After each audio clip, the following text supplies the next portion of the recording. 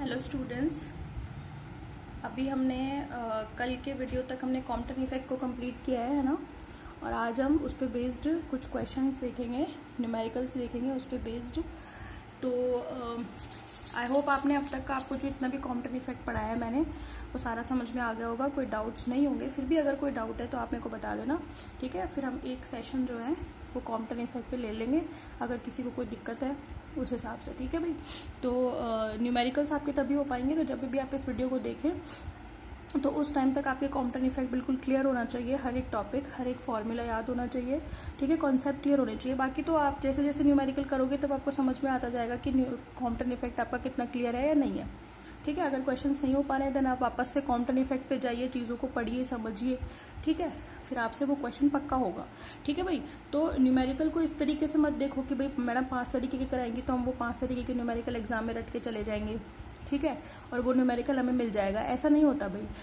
किसी भी particular topic के ऊपर अप्लाइड न्यूमेरिकल्स कितने भी बनाए जा सकते हैं, उनकी कोई संख्या निश्चित नहीं होती, ये बात आप ध्यान रखो। जिसको जितना टॉपिक समझ में आ रहा है वो उतने ही तरीके के क्वेश्चन बना सकता है, समझ में आ रही बात आपको, और क्वेश्चन को कितना भी घुमा सकता है, ठीक है। तो केवल न्यूमेरिकल आपको ये जांचने का एक तरीका है कि टॉपिक आपको कितना क्लियर है। अगर आप किसी टॉपिक पे बेस्ड क्वेश्चंस बिल्कुल कर सकते हैं, सारे कर सकते हैं, या मैक्सिमम क्वेश्चंस आप कर पा रहे हैं, दैट मीन्स कॉम्पटन इफेक्ट या जो भी पर्टिकुलर टॉपिक है आपका वो बिल्कुल क्लियर है।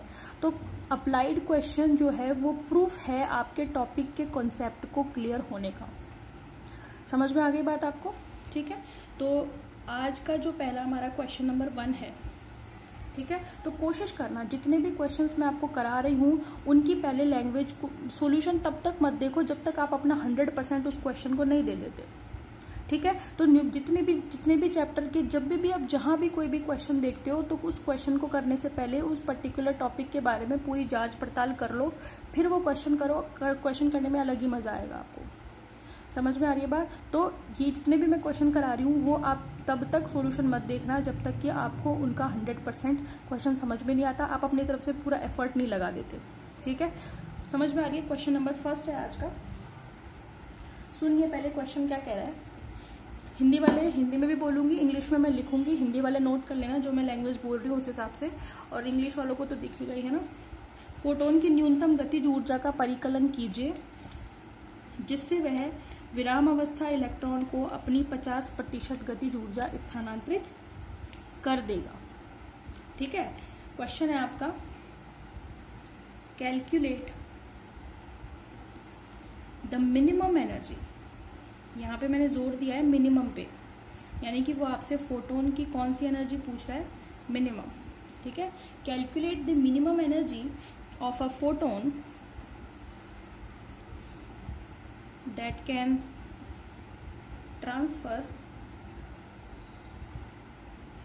50% kinetic energy to a stationary electron, ठीक है।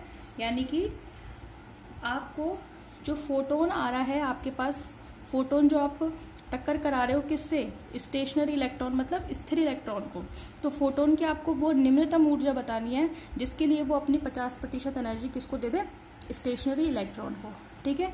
50% का मतलब है आधी एनर्जी दे दे, यानी कि उसके पास अगर hν एनर्जी आए तो hν/2 उसको दे दे एनर्जी, और बाकी की एनर्जी से वो रिकॉइल हो जाए। समझ में आ रही, रिकॉइल या स्कैटर जो भी हो रहा है, समझ में आ रही बात, ठीक है। तो 50% का मतलब है half of the kinetic energy. तो परसेंट को देख करके मत घबराओ कि परसेंट है तो पता नहीं हमसे तो होएगा ही नहीं। 50% का मतलब है आधी एनर्जी, समझ में आ रही बात। अब सबसे पहले आपके दिमाग में क्या आएगा, कॉम्पटन इफेक्ट। अब ये क्वेश्चन तभी समझ में आएगा जब आपने कॉम्पटन इफेक्ट पढ़ रखा है, क्योंकि हम ये जानते हैं कि जब हम कॉम्पटन इफेक्ट पढ़ते हैं तो हमारे पास 2 कंडीशन होती है, एक होती है बिफोर कोलिजन और एक होती है आफ्टर कोलिजन। बिफोर कोलिजन मेरे पास 2 पार्टिकल होते हैं, एक आता है इंसिडेंट फोटोन और एक आता है इलेक्ट्रॉन। ये रहा इंसिडेंट फोटोन, ये टकराता है किससे, इलेक्ट्रॉन से, और ये इलेक्ट्रॉन मेरा कैसा होता है, ये तो रेस्ट पोजीशन में ही होता है भाई, इसकी कोई वेलोसिटी थोड़ी ना होती है, समझ में आ रही है। तो अपने दिमाग में रिकॉल कीजिए वापस से क्या, कॉम्पटन इफेक्ट का डायग्राम। डायग्राम मतलब कॉन्सेप्ट, यानी कि ये तो फोटोन आ गया मेरे पास, ये फोटोन किससे टकराया, इलेक्ट्रॉन से। टकराने के बाद ये खुद फोटोन के रूप में इसने कुछ एनर्जी निकाल दी, स्कैटर हो गया, और बाकी की ये इलेक्ट्रॉन इस डायरेक्शन में अपने रिकॉइल हो गया। ये एंगल बनाता है फाई और ये एंगल बनाता है थीटा। तो हम ये ऐसे मोटा मोटा डायग्राम जानते हैं। हम जानते हैं कि इसमें क्या होता है। कॉम्पटन इफेक्ट जिसको समझ में आ रहा है उसको क्वेश्चन समझ में आएगा कि वो कौन से वाले फोटोन की एनर्जी पूछ रहा है। वो पूछ रहे हैं calculate the minimum energy of photon, यानी कि जो फोटोन आ रहा है, यानी कि इस वाले फोटोन के लिए पूछ रहा है वो, ठीक है। That can transfer 50% kinetic energy, यानी कि इसकी वो मिनिमम एनर्जी बतानी है आपको जिसके लिए ये अपनी आधी एनर्जी इस इलेक्ट्रॉन को दे दे।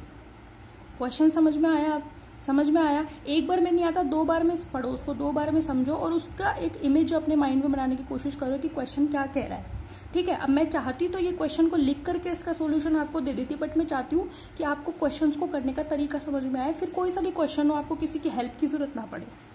समझ में आ रही बात? तो मैं आपका बेसिक कंसेप्ट क्लियर करना चाहती हूँ, इसलिए इतना डिस्कशन कर रही हूँ। अदरवाइज कोई दिक्कत नहीं है मुझे क्वेश्चन लिखवाने में और उसका सोल्यूशन कराने में। समझ में आ रही है? वो काम 2 मिनट का ही है। समझ में आ रही है? तो आप मेरे इंटेंशन को पकड़ना कि मैं क्या कहना चाह रही हूँ। क्वेश्चन को ध्यान से पढ़ो, समझो, इमेज बनाओ और उसको खुद कोशिश करो करने की। वो पक्का होएगा। इंटेंशन होना चाहिए आपका भी कि ये मुझे करना ही है, ठीक है भाई? ओके, अब सुनिए आप मेरी बात को। जो फोटोन इंसिडेंट हो रहा था, है ना, उसकी एनर्जी कितनी थी और उसका मोमेंटम कितना था जब हमने डायग्राम बनाया था? ये देखो मेरे पास है, ये वाला आपने बना रखा है, ठीक है। ये इंसिडेंट फोटोन आ रहा था, इसकी एनर्जी थी h/nu, ठीक है। और ये इसकी मोमेंटम था h/c, यानी कि p1 इसका मोमेंटम था। ये रेस्ट इलेक्ट्रॉन से टकराया था, रेस्ट है तो उसका मोमेंटम 0 था और ये रेस्ट पोजीशन में, इसलिए इसकी एनर्जी E=m0c² थी। ये m0 उसका रेस्ट मास है, ठीक है। इसके बाद ये फोटोन स्कैटर हो गया था। स्कैटर होने के बाद ये वाला इलेक्ट्रॉन रिकॉइल हो गया। दोनों में अंतर है। ये फोटोन स्कैटर होता है, प्रकीर्णित होता है, जबकि ये रिकॉइल होता है यानी कि प्रतिक्षिप्त होता है, यानी कि मुड़ता है, ठीक है। ठीक है भाई। अब है आपका रिकॉइल होने के बाद ये जो इलेक्ट्रॉन है इसकी एनर्जी जो पहले E थी अब E' हो गई, और जो मोमेंटम था इसका पहले 0 अब कुछ ना कुछ मोमेंटम आ गया क्योंकि इसके पास वेलोसिटी आ गई, ठीक है। ये जो इसकी एनर्जी और E1 P1 थी अब वो हो गई E2 P2, समझ में आ गई। और उसकी जो एनर्जी है वो हो गई h/, और मोमेंटम हो गया h/c। इस वाले को रटने की जरूरत नहीं है। अगर आपको समझ में आ रहा है ना ये डायग्राम, कहीं भी रटने की जरूरत नहीं है आपको। एग्जाम टाइम तक डिट्टो दिमाग में छपा रहेगा। समझ में आ रही है बात आपको? तो रटी नहीं जाती भाई। फिजिक्स बिल्कुल भी रटने का सब्जेक्ट नहीं है। फिजिक्स है टोटली समझने का लॉजिकल सब्जेक्ट। जितना ज्यादा समझोगे मेहनत उतनी कम करनी पड़ेगी। रटने वालों को ज्यादा मेहनत करनी पड़ती है, ठीक है भाई?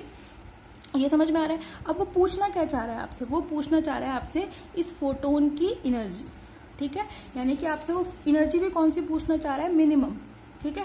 हम ये जानते हैं कि फोटोन की एनर्जी E=h/nu होती है ना। अब उसने क्या पूछी आपसे? मिनिमम एनर्जी, ठीक है। तो फ्रीक्वेंसी का तो कहीं पे फ्रीक्वेंसी की फॉर्म में भी कर सकते हैं, बट हम कॉम्पटन फॉर्मूला क्या जानते हैं? According to the Compton effect formula हम क्या जानते हैं? हम ये जानते हैं λ' माइनस लैम्डा 0.0242 cos पाई। ये कॉम्पटन स्कैटरिंग फॉर्मूला है जिसमें ये λ' किसकी वेवलेंथ है? स्कैटर्ड फोटोन की वेवलेंथ है। लैम्डा किसकी है? इंसिडेंट फोटोन की वेवलेंथ है। और ये 0.0242 क्या है भाई? ये कॉम्पटन वेवलेंथ है h/m0c²। आपको याद होगा ये मैंने आपको कॉम्पटन वेवलेंथ के लिए अपनी फिक्स होती है 0.0242 एंगस्ट्रॉम, क्योंकि इसमें हर पर्टिकुलर चीज कांस्टेंट है।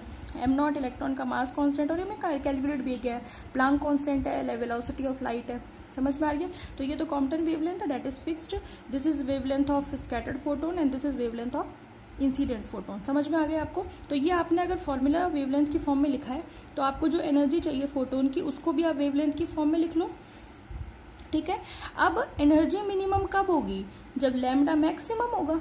ऑब्वियस सी बात है ना। तो जब भी आपसे एनर्जी पूछे तो आपके दिमाग में भाई फोटोन की एनर्जी के लिए यही फॉर्मूला आएगा। इंसिडेंट फोटोन की अगर वो आपसे पूछा स्कैटर्ड फोटोन की तो मैं फिर यहाँ पे डैश लगाती और यहाँ पे भी डैश लगाती, बट वो उसने स्कैटर्ड की नहीं पूछी है, वो एनर्जी दे रहा है इलेक्ट्रॉन को। तो ऑब्वियस सी बात है और कॉमन सेंस की बात है, जो फोटोन इलेक्ट्रॉन को एनर्जी दे रहा है वो इंसिडेंट फोटोन है। इंसिडेंट फोटोन है तो उसकी एनर्जी तो हम जानते हैं E=h होती है। लैम्डा की फॉर्म में कन्वर्ट कर लो। एनर्जी मिनिमम तब होगी जब लैम्डा मैक्सिमम होगा। समझ में आ गई? तो आपका